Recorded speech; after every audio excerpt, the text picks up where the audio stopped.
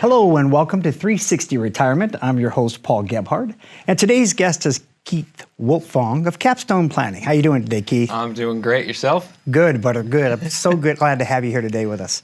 So listen, tell me a little bit about your family's practice, because I understand you got a family affair going on, right? Yeah, it's a family affair. We got mom, dad, then myself, and then also my younger brother, all in the business. And what's great is we all do a little bit something different. And it combines to make this holistic plan. And really how we got started is kind of funny. So it was right around 1997. And at the time, my father was in law enforcement and my mom was a critical care nurse in Rockford in Illinois. And he actually had the opportunity to do early retirement, 15 years and out. And then at that same time, my mother got a great opportunity to come to Florida for a year and be an agency nurse. So we said, hey, why don't we take a year vacation, come to Florida. And then even better, we had it all planned out. We're going to come back to Illinois, and my father was going to get a police chief job. He kind of had it all lined up, all planned out. So we come down to Florida, and my brother and I were about 11 and 13 at the time. And about 2 weeks into my dad playing, Mr. Mom, right. He said, I'm going to kill these kids. I got to go back to work and do something. So that's really how it all got started. Oh, that's a fascinating story. So you personally, you had a story about why you became a financial planner. Tell me about what motivated you to become a financial planner? Yeah, I think the biggest thing that drove me because I got my start kind of in the financial business right on 60 Wall Street with Deutsche Bank, and then I did some time at Wells Fargo as well. But the biggest difference I saw compared to what I was doing to what my mom at that time and dad were doing as well was the impact that they would have on individual families. Where, for me, it was just more of kind of like cookie cutter, a lot of guardrails on there, and then having that independence. And that's really kind of what drove me into bringing a lot of the skills that I had acquired at those kind of, bigger box to the individual investor, and then removing all the guardrails. Wow. Fantastic stuff. So one of the things that I hear a lot about is this buzzword today is the fiduciary. Yes. That's a big thing today. Can you tell me a little bit about what is a fiduciary and why is that even important? Right, and I think it's one of the most misunderstood because people say, hey, if I'm going to a financial advisor, they're going to do what's in my best interest regardless what's in the best interest of their own. It's common sense. Yeah. Unfortunately, that's not common practice. So there's two main types of standards. Basically, there's the suitability, which means it just has to be suitable for your situation, not necessarily the best. And then there's a fiduciary where they have that legal obligation.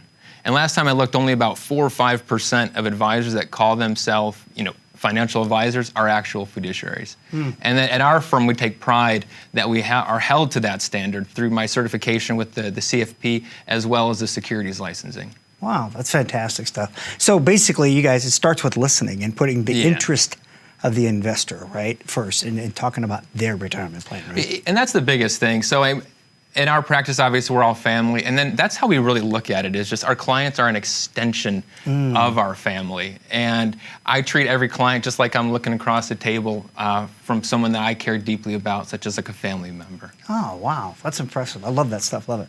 So tell me, looking on that, one of the things that people look at when they talk about planning their retirement, it's like, when's a good time? When's a good time for me to retire? Can I retire now?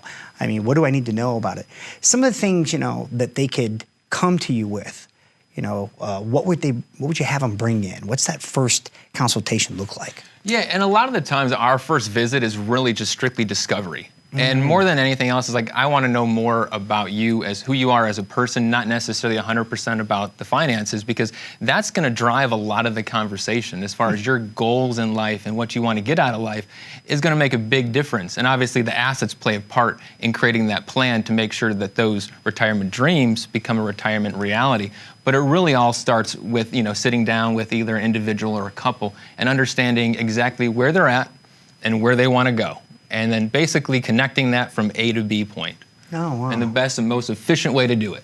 Oh, good stuff. So basically, what if I already have a financial planner?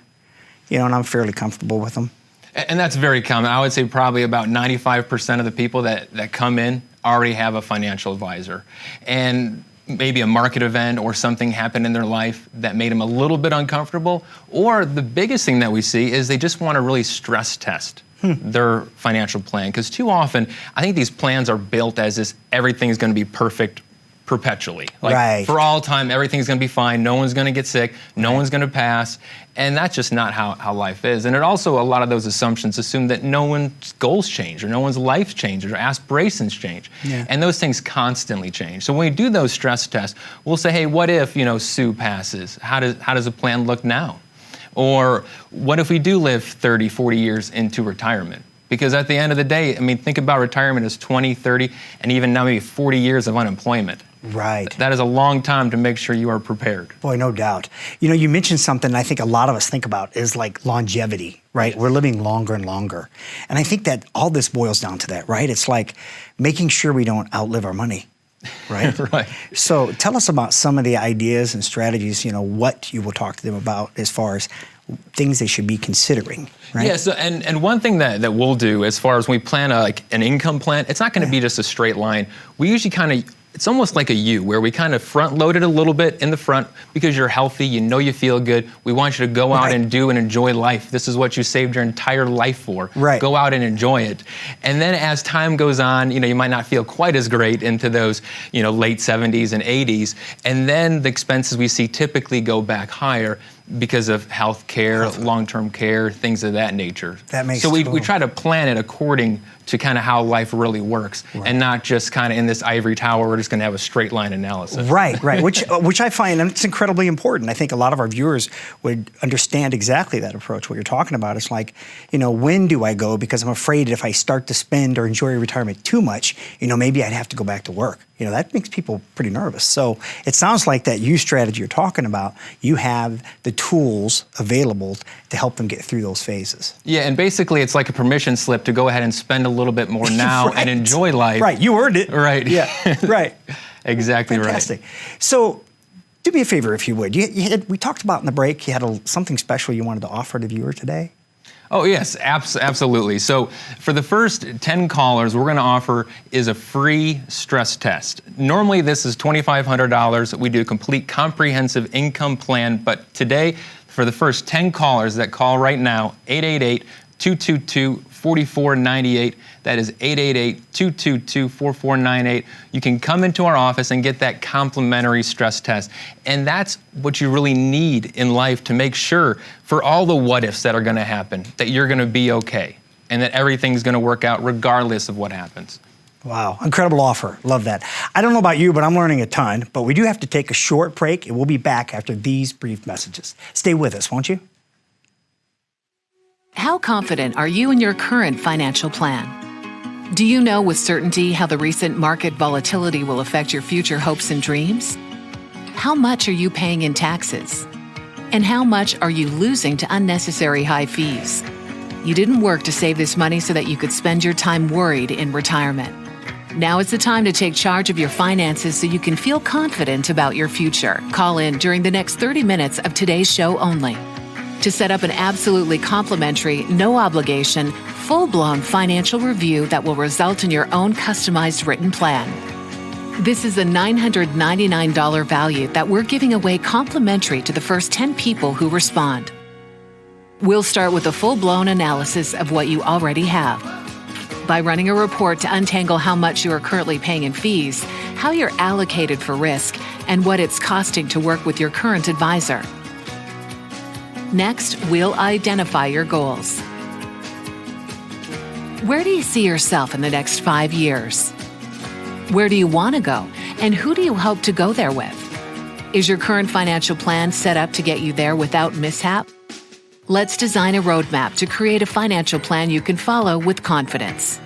Get the piece that so many people are missing from their retirement. Find out how having a written plan can make a difference to your retirement dreams.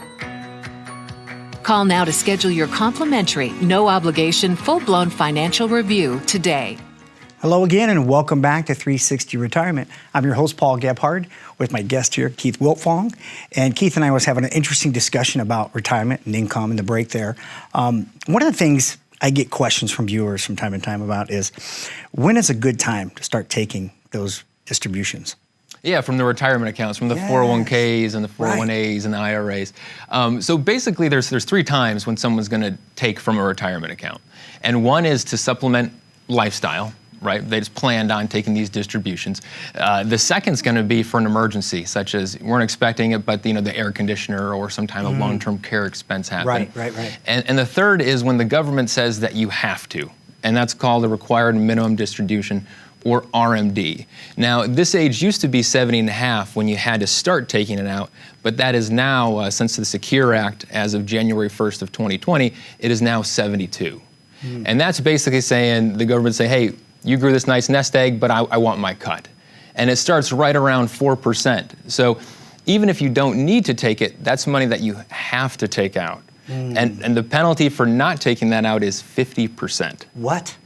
50%? So 50% tax penalty. And it's a little worse than that, because then you also have to take out the distribution the following year. So for example, let's just say your RMD was $10,000 and you forgot it. You didn't take it out. That's a penalty of $5,000. And then the following year, you have to take 2 distributions to make up for it. So now you may see additional taxes on top of that. Wow, that is a heavy tax burden, right? So speaking of taxes, and the topics of, how can I optimize or make my portfolio more tax efficient? We all know that there's been lots of stimulus, right, lately. Yes. And at some point, we're all probably going to have to pay for that.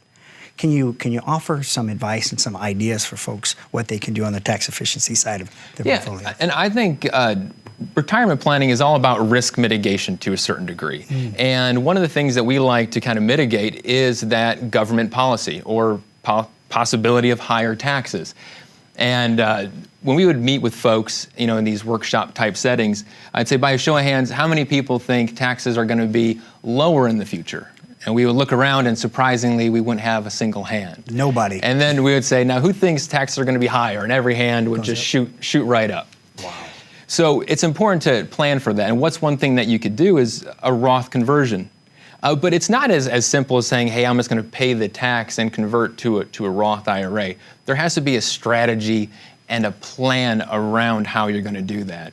And 2 main ways that we structure that is, one, what's called a bracket bumping strategy. So let's just say we'll go up to, say, a 22% bracket, and then we'll convert maybe 15 or 10,000 inside there, right? That way we know exactly what the tax is going to be. We know the tax consequences.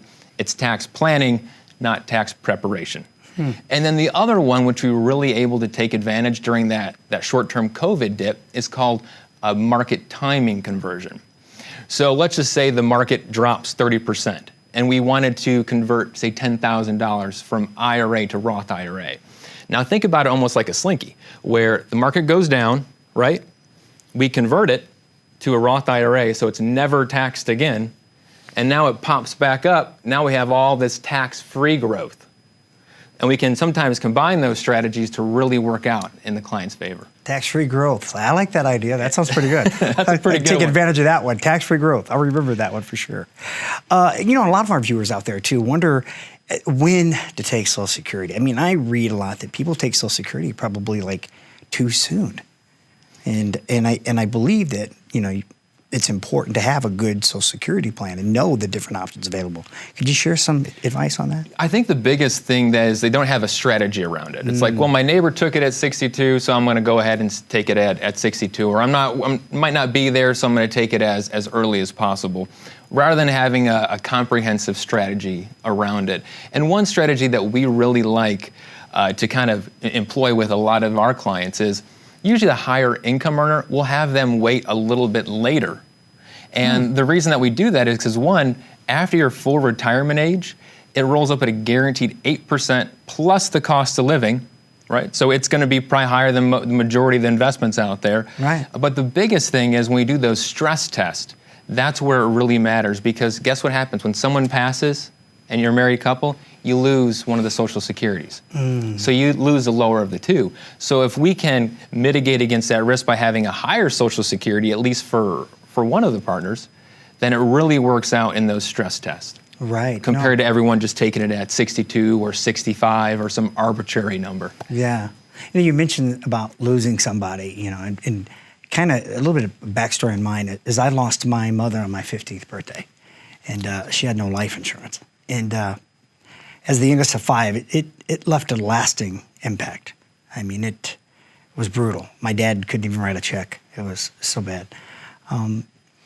I know that long-term care planning and life insurance is a valuable, valuable legacy tool for families to allow them. Can you talk to that a little bit about, what your philosophy is about long-term care and life insurance? When should they plan and that? sometimes the neat thing about like life insurance, for example, is a lot of our retirees, they have a goal where, hey, I want to leave my kids a certain amount of money, or I want to make sure my spouse is okay.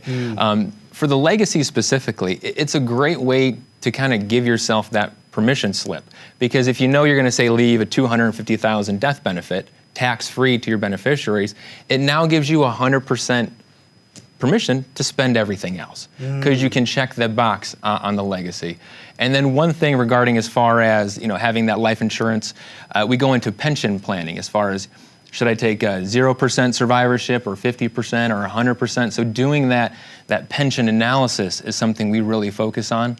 And something that occurred recently, and this is something that really I think is going to stick with me forever, is just we had a client come in and they were taking advantage of one of the stress tests, and we took a look at, we'll call it Joe and Betty, and we laid out their plan. He said, when should I take my pension? And his idea is, hey, I'm healthy right now. He was just on one blood pressure, cholesterol, and he was 10 years younger than his spouse, who had a history of cancer and had a multitude of health issues. He said, I think I'm just going to take it. No survivorship, it's extra $500. I don't have to worry about it. But when we ran the stress test scenario, I said, Joe, if you do that, and God forbid something happens to you, Betty here would be in poverty. She wouldn't be able to make it from day to day. Yeah. And this is about 2 years ago now that we got the phone call that Joe had a heart attack and he was gone. And the biggest thing and the biggest reason that had an impact, I think, is because now it gives her permission to grieve. Yes. And not have to worry about where my next check is coming from. Yes. And it all stemmed from that one conversation. And literally one mistake like that can last a lifetime. And the sad thing is that if someone would have had that conversation with my grandmother, then her kids wouldn't have to help support her financially from week to week and month to month. Oh, wow. Very important stuff, life insurance. It changes lives for sure. On the topic of legacy, I mean, I just, pick up the phone and call us, 888-222-4498. We'd love to have you talk with Keith and his team and make sure your family is better prepared today. Thank you, and stay with us. We'll be right back after these messages. When was the last time you saw your financial professional? Are you getting the most out of the strategy that was created for you? Although you've done a great job finding someone to help plan for your future, are you 100% sure that you were given the right strategy? We can help answer these questions and more with a complimentary second opinion evaluation. We will take a look at what you have in place and then help determine if you're well positioned to get the most out of your future retirement income. In the event that it is not, we can help by making suggestions and showing you how to get on the right path. You wouldn't get just one opinion when it comes to a major health decision, so why would you treat your most important financial decision with such disregard?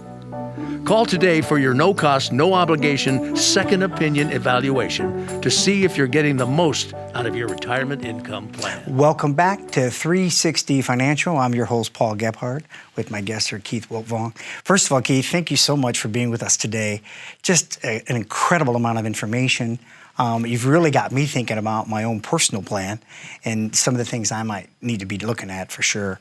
I understand that you're in the process of writing a book I am, right? yes. Yep. It's actually the same name of the show. It's 360 Retirement. And that's really our philosophy. I think too often that, financial advisors will just focus on the investment aspect rather than the person. And they completely mix some of the taxation or Social Security planning, estate planning, all the things that go into a holistic financial plan. And that's where that 360 really came from, is looking at it from all angles, not just a single side. Because if you have a deficit on one side, it can completely be catastrophic to the overall plan. Right, absolutely. That's a very important part. 401ks. We talked about that briefly in the break. I mean, there's different options and things people can do. A lot of folks don't realize, once they retire or getting ready to retire, they can do optional types of transitions of those 401ks, right? That's correct, yeah. So a lot of times they'll stay in a 401k or a 403b after they leave the employer. And the downside of that is the limited options. Usually inside an employer plan, you have limited options in what you can invest in. And then also typically there's additional advisor fees and things like that on top of those 401k plans that can kind of cost over time. So if you can roll that over to say an IRA, it usually gives a little bit more flexibility. But it's all about comfort, and it's all has to be part of the plan. And for those that can't move the 401k out yet, the biggest thing that we do is we make sure that it's part of the plan and make sure that it's structured so it's cohesive, so it makes alignment with everything else. Yeah, no, absolutely. That makes total sense. So, a lot of traditional retirement, we all focus on that. That's a big part of it, right? But retirement today is kind of changing, right? I mean, now people are looking at things like career transitioning, right? Life transitioning. Yeah. Can you speak to that? So, in other words, is it too soon to come in and talk to you? I don't think it's ever too soon. I would say the majority of our clients are probably 5 to 10 years out from retirement or currently in retirement, and then really looking to kind of dive in on that tax aspect. Those tax efficient distributions, we do a ton of that.